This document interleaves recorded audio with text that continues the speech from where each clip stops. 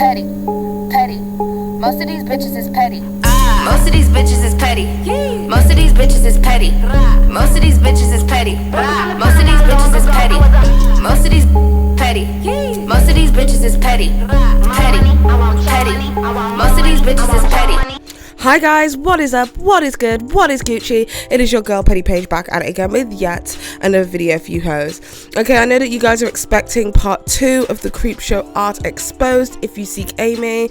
I just want to say a massive thank you to all of your support on episode 1. I really do appreciate it. Episode 2 will be coming shortly. It's not one to be missed because it's going to get a little bit crazy. But anyway, in the interval or interim, I don't even know what the right word is to use here, we are going to be talking about Gabbie Hanna, because Gabbie Hanna has been causing a lot of controversy over the past couple of days on social media, and I have a few things to say because she's not consistent and there's a lot of lies, there's a lot of untruths and a lot of misrepresented facts. I did go into watching the Gabbie Hanna docu-series, if you can even call it that, because at this moment in time it just feels like random ass vlogs with a pointed tone.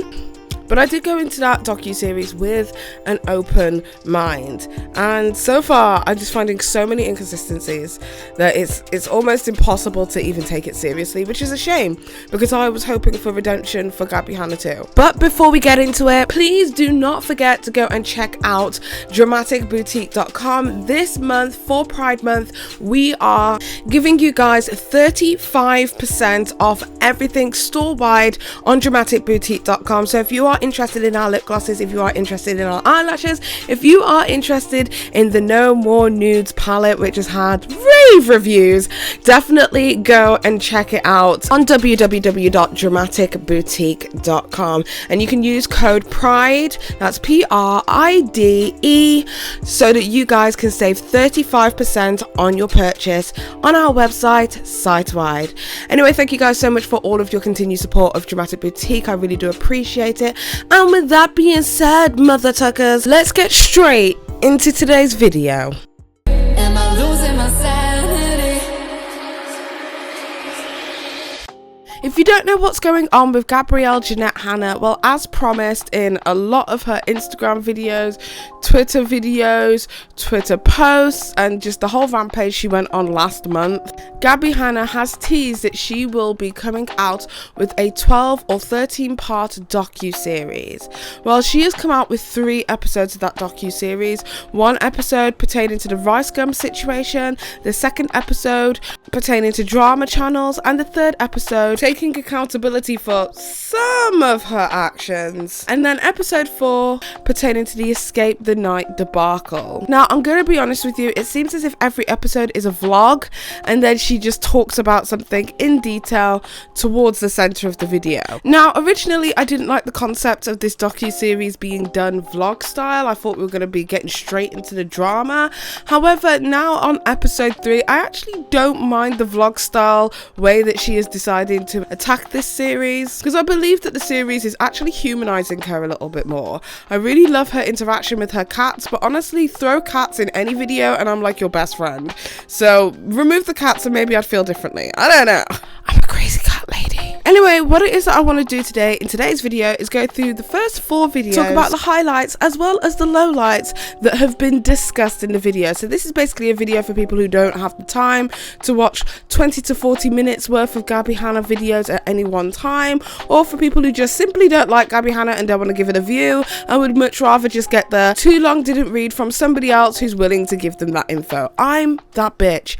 You're welcome. So without further ado, let's get into episode 1, which is the RICEGUM assault. Am I losing my sanity? So episode 1 is called Revisiting the RICEGUM Drama. One thing that I found quite interesting is on the thumbnail as well as throughout the video, she references this whole drama taking place 5 years ago, when actually this whole drama actually took place like literally 4 years ago.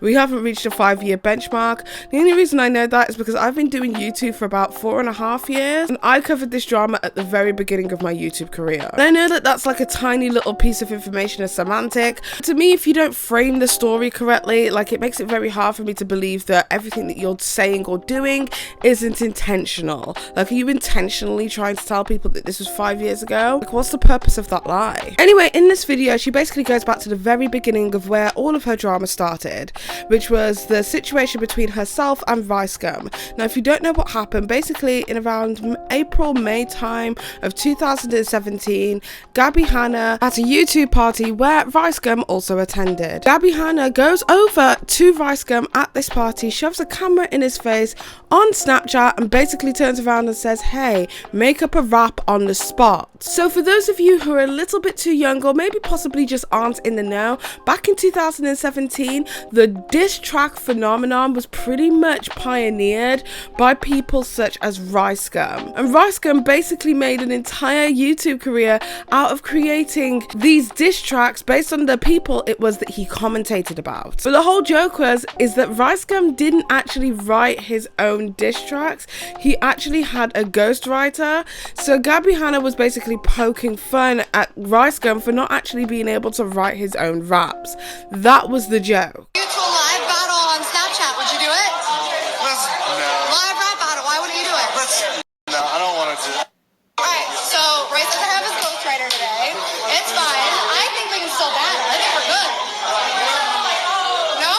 However, GABBIE HANNA did this in a completely inappropriate way by shoving a camera in somebody's face at a private event without their consent. But what happened next was honestly quite disgusting, in my opinion. RICEGUM basically took her phone out of her hand and smashed it on the floor, and then promptly left. According to GABBIE HANNA, he wrestled the phone out of her hand, and she ended up getting significant bruising due to that. RICEGUM admits to throwing and breaking her phone, and even tried to Venmo her money to get a replacement phone. But honestly, either way that you look at it, RICEGUM essentially assaulted her and broke her property, which is not okay. So in episode 1 of GABBIE HANNA's docuseries, she literally recalls this entire situation and basically says that nobody stuck up for her in that time, and everybody took the side of somebody who assaulted her and made her out to be a liar across the internet. Now, I don't know why GABBIE HANNA doesn't recall this situation correctly. However, I remember at the time when this all happened that there were several different influencers who agreed with GABBIE HANNA that she was assaulted and had actually made videos on that at the time. I was one of those people. In fact, in 2019, GABBIE HANNA actually reached out to me in the DMs on Twitter to thank me for making that video back in 2017. So I know for a fact that she knows that there was people who stuck up for her, but I thought, you know, maybe it's because I wasn't a very prominent person on YouTube at the time. Maybe it's because my video barely got 30,000 views at the time. Maybe it's because she needed somebody with a lot more influence to take her side. Well, that did happen also. In October 2017, a few short months later, iDubbbz came out with his content carp. In this content carp, which got viewed over 50 million times on iDubbbz's channel, let me just explain this again, 50 million times on iDubbbz's channel, there was a whole entire section dedicated to the way that RICEGUM had wronged GABBIE HANNA. Now, if that is not prominence on YouTube, I don't know what is. So what were you expecting, GABBIE HANNA? He's obviously quite scared, so he does the only thing that he thinks he can do. I had two options that night. I could have walked away and looked like a bitch, or I could have did something about it, and I did something about it. I grabbed her phone and I smashed it. I was like, enough is enough, you little stupid bitch. I smashed her phone. Only two options. That's it. That's all he has. There isn't a third option that got swept under the rug, and that's to play along with it. There isn't even an infinite number of options that allow you to do any number of things that don't make you look like an asshole or a pussy. And basically that was the be all and end all of GABBIE HANNA's episode 1, is that nobody took her side. When one of the biggest YouTubers on the platform took her side, and GABBIE HANNA for some reason decides to omit that piece of information. Well, it's alright, I've got a good memory, I've got a good bank. I call it my spank bank. Because all of you influencers have been very naughty and deserve a big spank. No, it's okay, you can click that unsubscribe button, like I get it at this point. Anyway, let's go on to what episode 2 is all about. Am I losing my sanity? So episode 2 was titled Hold T Channels Accountable, Justice for Bianca Devins. Now in this video it was structured pretty much like episode 1, where it was more of a vlog style video. However, the majority of the video was her talking about herself, her complex issues, her ADHD, etc, and it wasn't until 18 minutes and 50 seconds of the video that we actually got down to the Bianca Devins situation, which is where she wanted to hold drama channels and T channels accountable. Gabbie Hanna basically stated that drama channels and T channels blew that whole entire situation out of proportion, and I will have to say I do also agree with her here. When I made a video on the Bianca Devins situation, I actually named my video the one nice video about her on the internet, because I felt like people were jumping on a massive bandwagon when it came to Gabbie Hanna. The Bianca Devins situation actually took place after the Kenza Cosmetics situation, which we will discuss a little bit later. So literally falling off the back of another drama and her name being high up in the algorithm, I genuinely believe a lot of people blew this situation way out of proportion because it was self-serving. I will agree with Gabbie Hanna 100% there. Because there was already a mob-like mentality surrounding Gabbie Hanna already for the Kenza Cosmetics situation, it wasn't just the drama channels who were acting like a mob.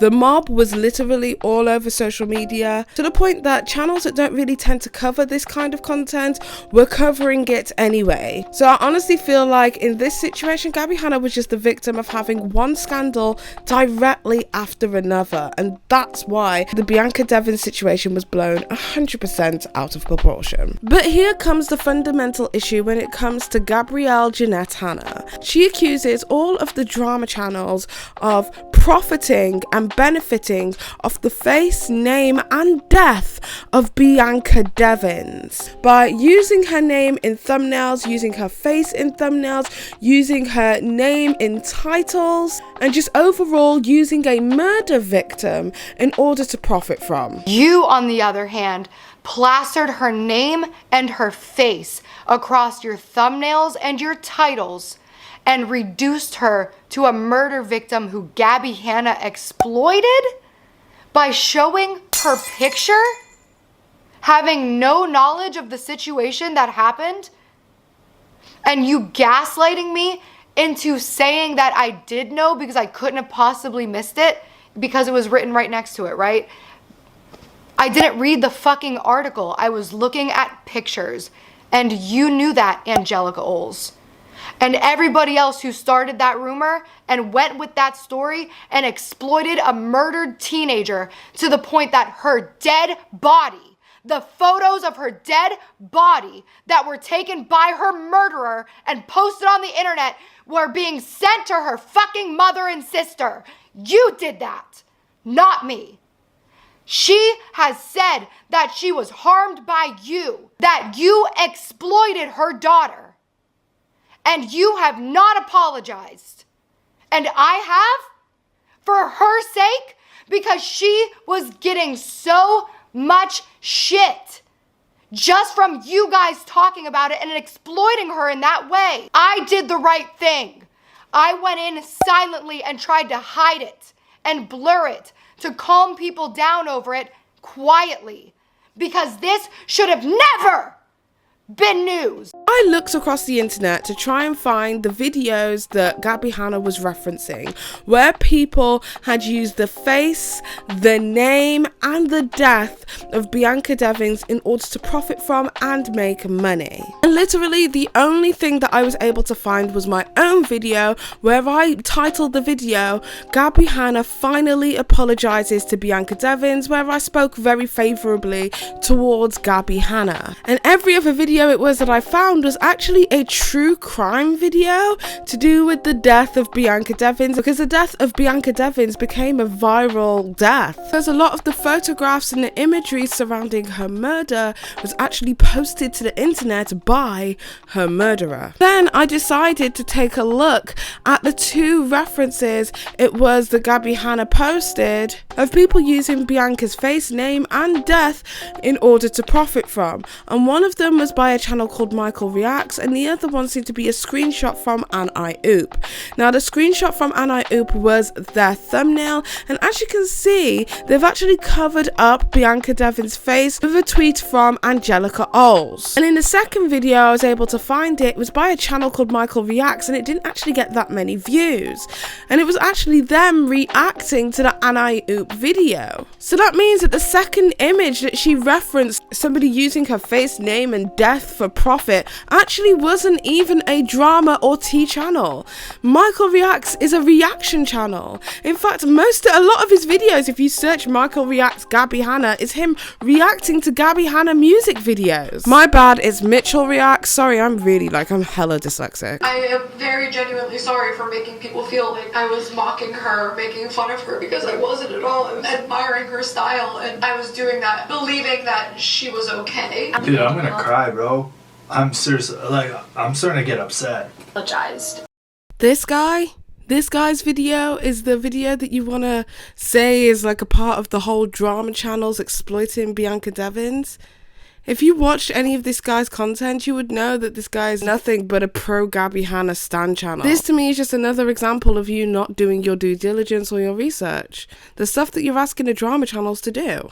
Anyway, in this video, Gabbie Hanna calls out a bunch of different drama channels by name and asks them to apologise to the Devins family for making those videos and for causing people to send the images of their family members' death to them. I don't know how that is the drama channel's fault for doing that. And plus, as we already know, Bianca Devins' death was a viral death because the imagery was everywhere. Anyway, so as you can imagine, a lot of drama channels were a little bit confused because the Devins family have never requested an apology up until now, and a lot of drama channels felt like this was a little bit suspicious, considering the person who's asking for an apology on behalf of the Devins family was Gabbie Hanna and not the family themselves. The only person to come forward so far and make a public apology to the Devins family is Ready to Glare, but even Ready to Glare in her video basically said that nobody has approached her and that her messages are open should the Devins family ever want to speak to her and for her to apologize to them personally and privately. But this just kind of made me upset a little bit, just only because I know that Julia is literally the nicest person in the whole entire world, so it just kind of felt like kicking a puppy at this point. She's not the person that you really want to go for. And just a complete and absolute side note to all of this, I have literally no idea why Trisha Paytas is in the thumbnail, and Trisha Paytas isn't even a drama channel or a tea channel as far as I'm aware, and I don't even think they're referenced in this video at all. So I have no idea why Trisha Paytas is next to the likes of Nick Snyder, Dustin Daly, Angelica Oles and Ready to Glare. Anyway, going back to the Bianca Devins side of the story, I honestly find the whole thing a bit of an oxymoron, because while simultaneously pointing the finger at drama and tea channels for using the face, name and death of Bianca Devins in order to profit from, I would go as far as to say that Gabbie Hanna is using the face, name and death of Bianca Devins in order to gain redemption for what she feels is a wrongdoing that was done to her 2 years ago. Now I know there's going to be a bunch of Gabbie Hanna fans and stans in the comment section right now who are going to point out that at the very beginning of the video, that Gabbie Hanna had pointed out that this video was created and released with the permission, approval and encouragement of Bianca Devins' mother, Kim Devins. Now, whilst I think that that's great that she got the expressed and encouraged approval from Bianca Devins' mother in order to make this video, I just find it very strange because, like I said, all of this drama happened 2 years ago, so allegedly all of these nasty negative imagery that was being sent to the Devins' family around the time that the drama channels had made their videos would have been done 2 years ago. So I don't know why 2 years later that Bianca Devins' family would request an apology from these channels that had clearly allegedly caused quite a lot of harm to them and wanted that to be expressed through Gabbie Hanna, who is advocating for herself. I honestly think the more likely situation would have been that Gabbie Hanna approached Kim Devins and asked her if she could talk about this situation once again talking about her dead, passed away child. That maybe Kim is just so over the whole entire Gabbie situation that she's literally just letting her do what she wants at this point. Because I cannot see what kind of benefit or what kind of redemption, what kind of consolation resolution or even just what kind of closure that a family who have literally lost their child would want from drama channels. I know that people heal in different ways, but just something isn't making sense to me, especially if the whole entire video that was produced was surrounding somebody else's mental health, somebody else's ADHD, somebody else's situation, and me and my family's situation was just thrown in 18 minutes and 50 seconds into the video. It just doesn't feel like the forefront of Gabbie's agenda, and that would piss me off if I was the family. But anyway, let's get into video number 3, which I'm gonna call Brown Skin Girl. Am I losing my sanity? Okay, so episode 3 was titled To the People I've Hurt, and honestly this is primarily surrounding the POC community as well as the black community, where she used her black friends as black tokens and made jokes about the black community that were co-signed by her black friends. She speaks about her privilege, her white privilege, and how she's leveraged her white privilege in her friendship groups, especially in the Vine days. She also speaks about how she was privileged enough to be able to get away with speeding tickets and even shoplifted in a foreign country and was able to get away with it. All in all, this was a solid apology video. However, she did use the whole but this was the culture, but this was the way that I was raised to think and believe. Because the reason that I was perpetuating that humor, and please don't take this as me trying to justify, but it is important that that was the humor that I was raised on. That was what was funny in media. That's what was popular on Vine. And as somebody trying to be popular on Vine, I did that. Whilst I believe there is always a reason behind why people do the things it is that they do, sometimes, especially when it's an apology to a specific community, they don't care about the reasons why you did something. They just care if you apologize or not. So sometimes it should just be left that I apologize, this was very wrong of me, here's the reasons why I'm wrong, the end. However, that's not the part that tickled me. The part that tickled me was her talking about Brown Skin Girl and why Beyonce had to write an anthem for black people so that black women would love their skin. And she literally spent most of that video shouting at everyone that as a black person, as a person of color, I don't need a white person shouting at me about the nuances of skin color and oppression and colorism. Like, I don't need you to shout that at me. It's so funny. Maybe as a non-person of color, maybe as a white person, that it was received completely differently, but as a black person, I was like, girl, if you do not lower your tone, okay? And like, there's just so much information that's out there, and people don't realize how recently Jim Crow was. People don't understand that, like, the first people to be in non-segregated schools are like still alive. Our grandparents had separate water fountains. Our grandparents couldn't swim in the same swimming pools as us. They had fucking chemicals thrown into the swimming pool. Anyway, that's about it from that episode. Honestly, if you accept the apology, good for you. If it's not your apology to accept, I also understand. Like, I feel like no way. I feel like everybody has a racist past at this point, so I'm not, like, I'm probably just desensitized, but I don't care. Okay, so let's get into episode 4, Escape the Nightmare. Am I losing my sanity? Now, originally, when I first started recording this video, my intention was just to go through each chapter and explain what went on and just my thoughts and my feelings as a commentator. However, whilst I've been recording this video, Joey Graceffa has actually responded to this video, and I really don't want to delve too deeply into the Escape the Nightmare video, the chapter 4 that Gabbie has created, only because I want to go back and forth between both videos and see if we can point out some inconsistencies. But basically, in this video, once again, it was another vlog style video, but this was a much longer video. This was like a 40-minute video. So in this video, she actually talked about 2 separate things, 2 separate dramas, if you will. She first addressed the Kenza Cosmetics drama and then went on to talk about the Escape the Night drama, where her biggest issues seem to lie with Joey Graceffa and Mr. Preda. or Preda. I don't know who this guy is, if I'm perfectly honest. However, as I said, in this video we're going to primarily focus on the Kenzo Cosmetics situation, purely because I really want to address the escape the night in a completely separate video, because there's a lot to go through that. So with that being said, in the Kenzo Cosmetics section of the video, which was approximately less than 5 minutes, she really did not spend that much time on it. Gabbie Hanna basically said that she saw a bunch of other people who had done the deal with Kenzo Cosmetics, and she thought that because other people who she liked and trusted and respected had done a deal, she didn't really do her due diligence and made a bad business decision. But then she was pointed out as the scammer across social media.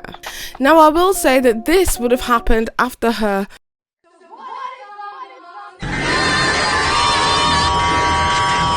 situation. Already there was a lot of attention already on Gabbie Hanna. She had become a meme.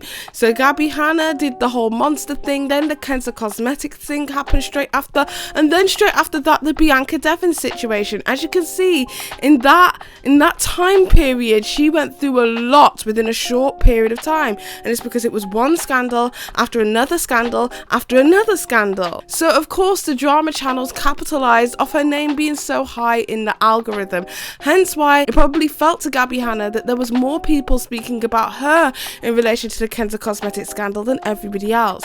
However, I did just a brief search on YouTube to see if there was just as many people talking about Tana Moja, who at the time was involved with Kenzo Cosmetics as well and was being called a scammer at the same time. And honestly, I'd say it was pretty even. If you search Kenzo Cosmetics, the two people who come up recurring over and over again is Gabbie Hanna and Tana Moja. But Gabbie Hanna doesn't seem to recognize that it wasn't actually the scam deal that she took that everybody had an issue with. I mean, was the amount of hate that she received disproportionate? Of course. However, it was actually her telling her audience to manage their expectations. That upset a lot of people. I'm not sure what quality people were expecting when they paid $10 for 10 brushes, and I'm genuinely sorry if anybody got their product and was disappointed in the product, but I would also add, manage your expectations a little bit. And you know what's the funniest part about this for me is that Gabbie Hanna keeps on referencing Angelica Oles as a point of reference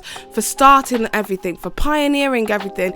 And honestly, when the Kenzo Cosmetics scandal happened, the first drama commentary channel to talk about this was Callum Markey. But for some bizarre reason, she is not meeting Callum Markey with the same vim that she's giving everybody else. And I personally, honestly believe it's because Callum Markey makes the most critical videos of Trisha Paytas.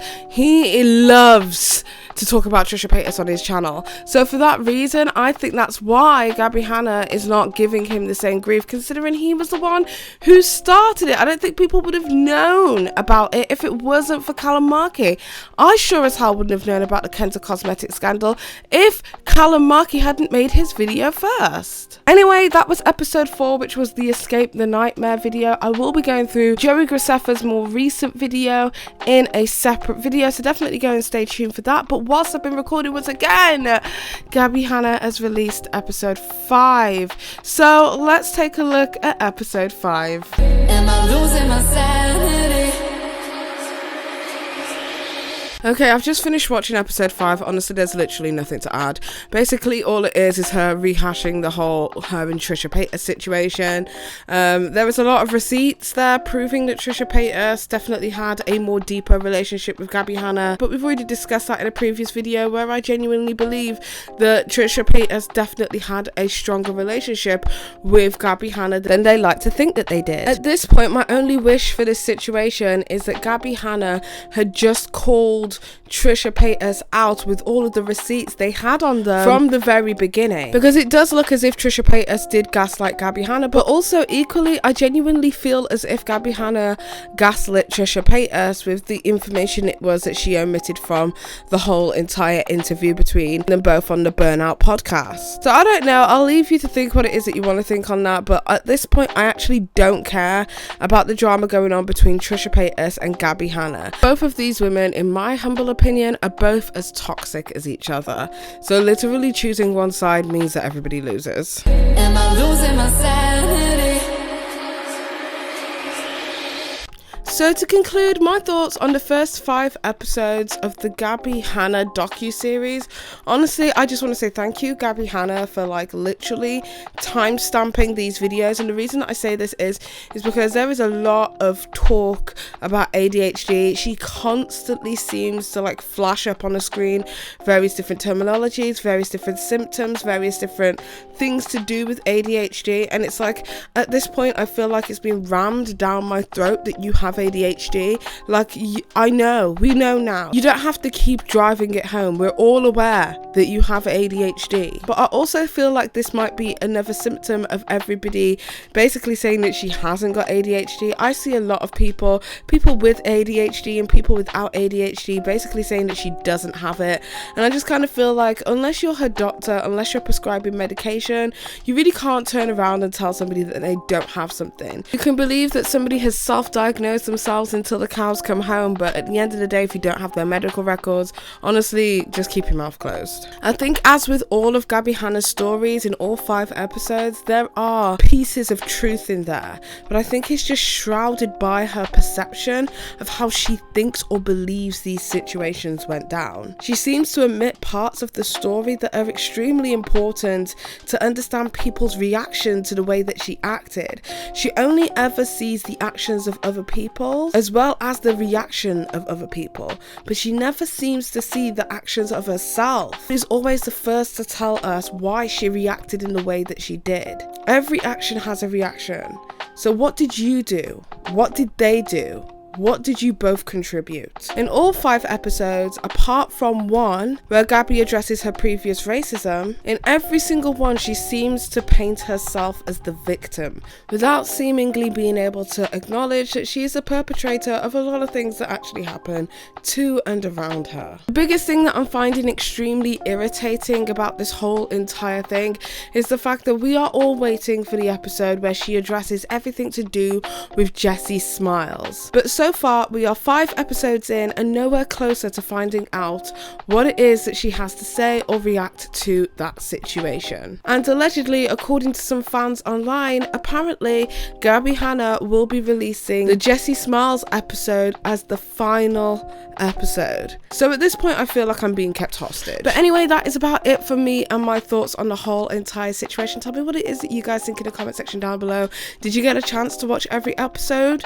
Are you enjoying it so far? Are you waiting for the crescendo? Tell me what it is that you guys think in the comment section down below. If you like this video, don't forget to give this video a thumbs up. If you like it, if you don't, I don't give a shit anyway.